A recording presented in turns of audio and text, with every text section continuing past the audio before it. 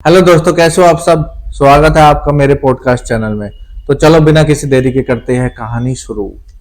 तो ये कहानी है एक किन्नर के ऊपर जो कि श्रापित है।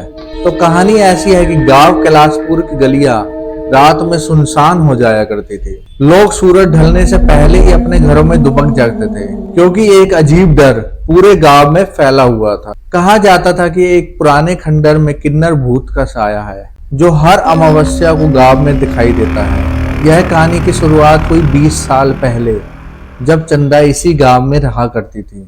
उसका हंसमुख स्वभाव और नाच गाना लोगों को बहुत प्रिय लगता था, लेकिन समाज उसे हमेशा ही दुत्कारता रहा।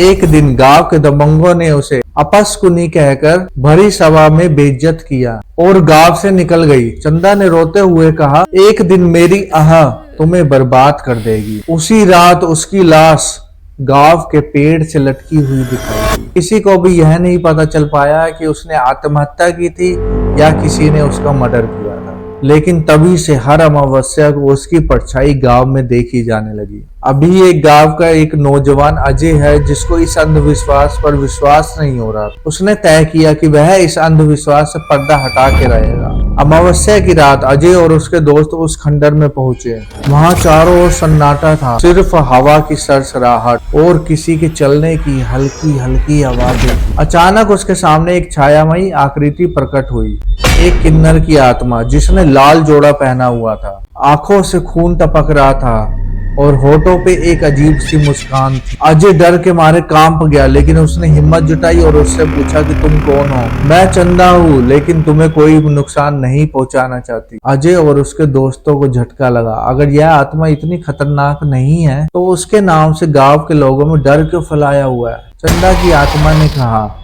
जिस दिन मेरी मौत हुई थी उसी दिन गांव के दबंगों ने मेरी आत्मा को श्राप दे दिया था। मैं बदला नहीं लेना चाहती बल्कि सच को सामने लाना चाहती हूँ। अजय ने गांव में खोजबीन करना स्टार्ट की तो तभी उसको पता चला कि कुछ दबंग लोग चंदा की मौत के जिम्मेदार थे। उन्होंने ही यह अफवाह फैलाई थी कि चंदा की आत्मा गांव के लोगों को सताने आई है ताकि उसकी सच्चाई कभी भी सामने ना आ पाए। अजय ने सबूत इकट्ठे किए और गांव वालों को ये बताया कि चंदा की आत्मा किसी को भी नुकसान नहीं पहुंचाना चाहती बल्कि इंसाफ चाहती है। गांव वालों ने मिलकर चंदा की आत्मा की शांति के लिए पूजा करवाई। रात को खंडर में अंतिम बार वह आत्मा दिखी, लेकिन इस बार उसके चेहरे पर संतोष की मुस्कान थी। वह धीरे धीरे हवा में विलीन हो रही थी। जब सबको लगा कि चंदा की आत्मा मुक्त हो गई है, तभी उस रात अजय को एक सपना आया जिसमें चंदा ने बोला कि मैं तो मुक्त हो गई हूँ, लेकिन अभी भी कई आत्माएं ऐसी हैं जिनको तुम्हें मुक्त कराना होगा। अजय की आंख खुली और उसने देखा कि उसके कमरे के एक आईने पर सिंदूर से लिखा है, सफर अभी खत्म नहीं हुआ। तो दोस्तों, कैसी लगी आपको ये कहानी। अगर आपको ये कहानी पसंद आई हो तो जल्दी से लाइक शेयर कमेंट कर दो।